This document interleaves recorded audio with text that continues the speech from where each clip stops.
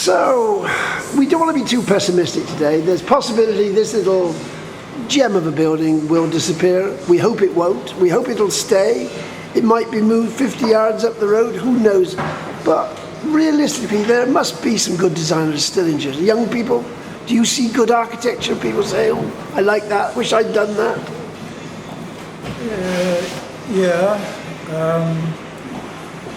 But I think for the bigger projects, for some reason, the states will go off island, they'll go to big firms. Right. And I think that's kind of sad because there's a lot of talent in the island. The students that go from there go to the same schools of architecture that students go in the UK. But when they come back, I'm sure they found it a bit frustrating. I'm sure they do.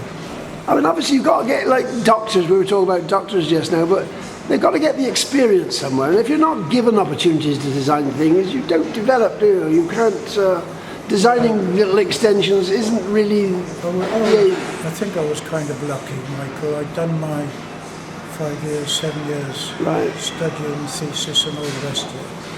And I came to Jersey and I was lost. I thought I was...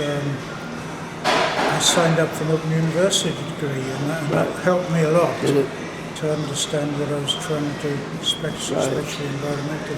I was lucky in that Oxford a lot of the student schemes were infill, modern, fit to mid, and I'd like to think, people tell me my buildings got a Jersey flat, some Jersey about them. I regard that as a compliment. And I know I had a big influence in this building.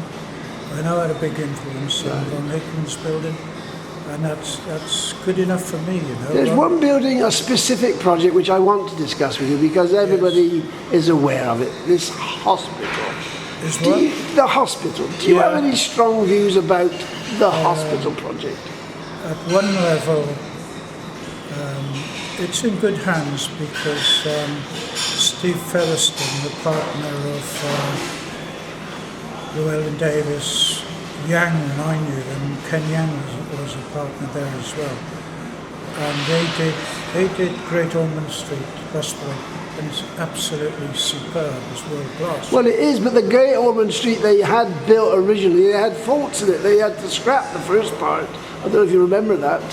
They built an extension, somebody did, and it had so many defects in it they couldn't commission it. So, I mean, this is one thing that worries me. Since after Grenfell, people were looking more at buildings in a very critical way. Yes. Now we're having to examine them, which architects nobody really looked at before. Now we're having to examine them in a way. There's not many people that I meet are up to speed on all the possible things that can go wrong with a building. Do you find that? Do you reckon? I mean, you're of a retirement age, shall we say. Have you kept up to speed? I mean, you still got all your licenses to practice, do whatever you have to do.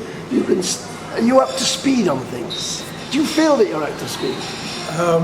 It's a good question, Michael. There's things going on that are quite astonishing. You have to look at what Foster has done with Bluebird in London, and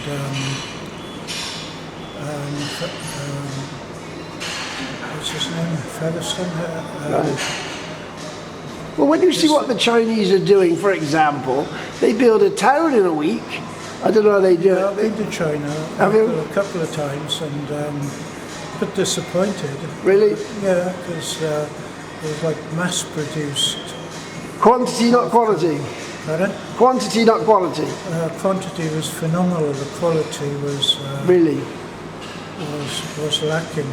Right. Similarly, in Russia was surprising. Moscow, some beautiful Art Nouveau buildings, some good modern buildings, with a legacy of communism. I've been to Poland, and again, the legacy of communism hangs in the air, and shows in the buildings. But they're breaking away from that now. Poland is going to be exciting. Really? Brazil had its all to do, I think, with individual architects. Brazil had Oscar Niemeyer. Niemeyer was amazing. 105 years old. Absolutely. Mike Waddington went to Brasilia a few years ago.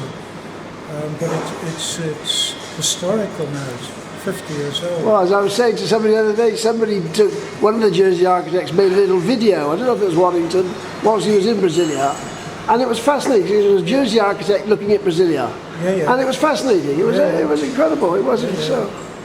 And why, as I was saying, we don't necessarily want that building here, but there were some fabulous buildings which would fit in here. Have you been to Vienna? No, I haven't. It's extraordinary. Is it? Absolutely extraordinary. Right. The RAF was the greatest demolition contractor, 40,000 houses bombed in Second World War, and his article of faith to rebuild every building, put a name on it, and Well, with this building being under threat here, I mean, I don't think there's any of my buildings will survive. Yes. Not that that's any great loss to the world. I did what people wanted. I did the best I could.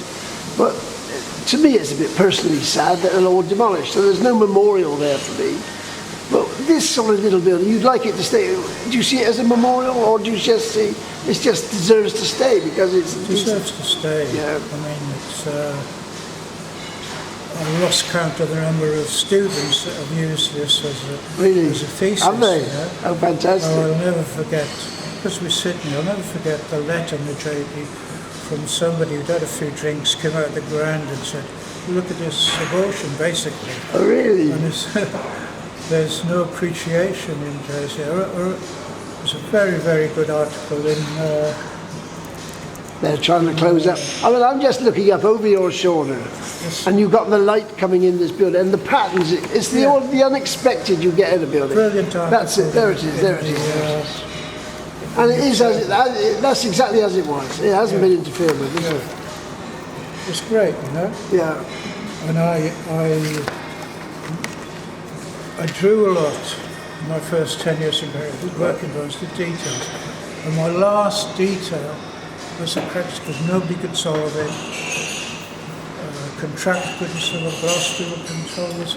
Was getting a cantilever on that window out over the edge, and in the end I got it by sealing it up and just sticking them on again. Kind of cheating, but you know, you get to a certain stage in your career where you... Have you got one more design in your head yet that you want to build? Is there one? Yeah, there's one more.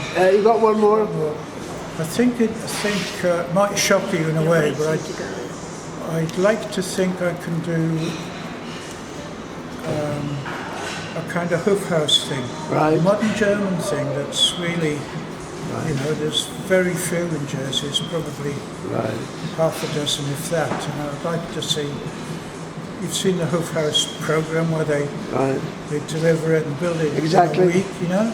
Well, this is where Grand Designs gives people a little bit of aspiration, but I've noticed a lot of them, they're incredibly complicated, a lot of their designs, overcomplicated. People are too ambitious, but no harm in that. If they can afford it, let them have a go. But if you watch Grand Design and yourself, there's total agony that after 2 years, 5 years, overspending. That's right. It's not quite right. Hardly ever see an architect. They seem to sack the architect. I don't like Kevin McLeod. He's the architect. He is an architect, isn't he? Yeah, he's got hammered in the recent HA for... Oh, did he? I'm being told by my assistant that I have to pack up because the restaurant wants to close.